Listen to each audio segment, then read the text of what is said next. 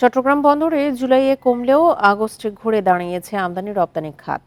নানা অস্থিরতা থাকলেও কার্যক্রম স্বাভাবিক রাখার চেষ্টার কথা জানাচ্ছে কর্তৃপক্ষ। আর বিশেষজ্ঞরা বলছেন এই ধারা বজায় রাখতে অন্তর্বর্তী সরকারের সঠিক উদ্যোগ জরুরি। পাশাপাশি রিজার্ভ বাড়ানো ও মুদ্রাস্ফীতি কমানোয় তাগিদও তাদের।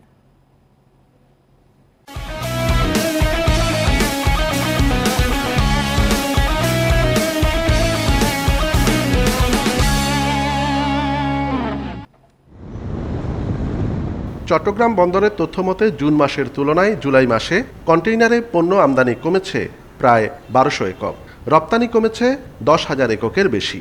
তবে সংখ্যা কেটেছে আগস্টে। জুলাইয়ের তুলনায় আমদানি বেড়েছে ১,৩০০ একক, রপ্তানি এক লাফে বেড়েছে ২৮,০০০ এককের বেশি। বেড়েছে খালি কন্টেইনার আমদানি রপ্তানিও। বন্দর কর্তৃপক্ষ বলছে অস্থিতিশীল পরিস্থিতির মধ্যেও বিভিন্ন দপ্তরের উদ্যোগে আমদানি রপ্তানি বাণিজ্য স্বাভাবিক রাখার চেষ্টা করা হয়েছে।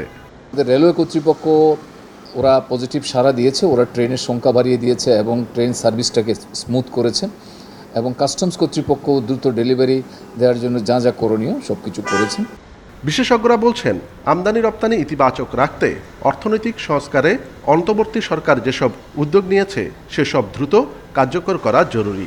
রিজার্ভ বাড়ানো ছাড়াও মুদ্রাস্ফীতি কমিয়ে আনায় জোর দেয়া তাগিদ তাদের। পুনর্গঠনগুলো হচ্ছে, মেরামতের কাজ করা হচ্ছে, সংস্কারের কথা বলা হচ্ছে, আর্থিক, সামাজিক, অর্থনৈতিক, রাজনৈতিক যে সংস্কার কর্মের কথা বলা হচ্ছে, সেগুলো ঠিকমতো আমরা যদি করতে পারি ব্যবসায়ীদের এই দুশ্চিন্তা দূর হয়ে যাবে। রপ্তানি ক্ষেত্রে যেটা মূল সমস্যাটা হচ্ছে আমাদের বিনিময় হার, এক্সচেঞ্জ রেট, এটা মার্কেট বেসড না করার কারণে আমাদের রপ্তানিটা কম্পিটিটিভ হয়ে ওঠেনি, প্রতিযোগিতামূলক হয়ে ওঠেনি।